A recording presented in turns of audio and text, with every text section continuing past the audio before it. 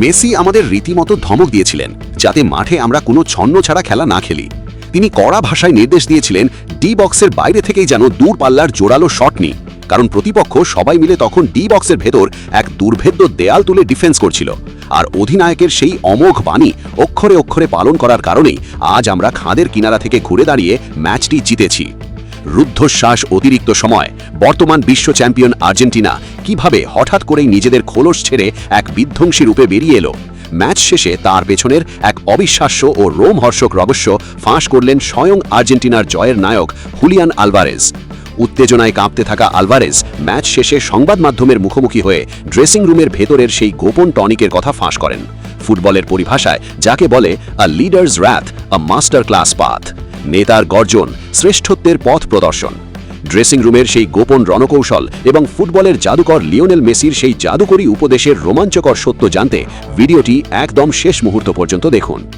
টানটান উত্তেজনা আর চরম স্নায়ুযুদ্ধে ভাসতে থাকা হুলিয়ান আলভারেজ জানান, অতিরিক্ত সময়ের খেলা শুরু হওয়ার ঠিক আগ মুহূর্তে লিওনেল মেসি দলের সবাইকে ডেকে এক জায়গায় জড়ো করেছিলেন। তিনি তখন শুধু আমাদের অধিনায়ক হিসেবে নরম সুরে কথা বলেননি, পরিস্থিতি বেগতিক দেখে রীতিমতো ধমক দিয়েছিলেন। মেসি আমাদের কড়া ও গম্ভীর ভাষায় বলেছিলেন, আমরা বিশ্ব চ্যাম্পিয়ন, মাঠে এমন উল্টোপাল্টা আর ছন্ন ছাড়া খেলা আমাদের সাথে কোনোভাবেই মানায় না। মেসি ক্ষুরধার বুদ্ধিতে সুইজারল্যান্ডের আসল মাস্টার প্ল্যানটা ধরে ফেলেছিলেন। তিনি সতীর্থদের বুঝিয়ে দিয়ে বলেছিলেন, সুইসরা এখন চাইবে যে কোনো উপায়ে ম্যাচটাকে পেনাল্টি শুটআউটে টেনে নিয়ে যেতে, কারণ আগের নকআউট ম্যাচে ওরা টাই ব্রেকারে দুর্দান্ত পারফর্ম করে জিতেছিল। তাই পেনাল্টি নিয়ে ওদের মনে এক আকাশ আত্মবিশ্বাস কাজ করছে। মেসি আমাদের সাফ জানিয়ে দেন, আমাদের এই অতিরিক্ত সময়ের 30 মিনিটের মধ্যেই ওদের আটকে দিতে হবে, যে কোনো মূল্যে গোল বের করতে হবে। সুইজারল্যান্ড এখন সবাই মিলে নিজেদের ডি বক্সের ভেতর বাসের মতো ডিফেন্স পার্ক করবে, তাই আমরা চাইলেও সহজে পাসিং খেলে ডি বক্সে ঢুকে গোল বের করতে পারবো না। আমাদের এখন একমাত্র উপায় হলো ডি বক্সের বাইরে থেকে দূরপাল্লার জোরালো বুলেট গতির শট নেওয়া এবং গোল আদায় করা। ফুটবলের পরিভাষায়, when the door is locked from inside, you must break the wall from outside। যখন দরজা ভেতর থেকে বন্ধ থাকে তখন দেওয়াল ভেঙে বাইরে থেকেই রাস্তা তৈরি করতে হয়। অধিনায়ক লিওনেল মেসির সেই কড়া ধমক আর এই দূরদর্শী জাদুকরী উপদেশ হুবহু মেনে খেলার কারণেই মূলত অতিরিক্ত সময় খোলস ছেড়ে বেরিয়ে আসে আর্জেন্টিনা। মেসির সেই দূরদর্শিতা আর ধমক যে দলের জন্য সঞ্জীবনী সুধার মতো কাজ করেছে তা মাঠে প্রমাণ করে দেন হুলিয়ান আলভারেজ স্বয়ং।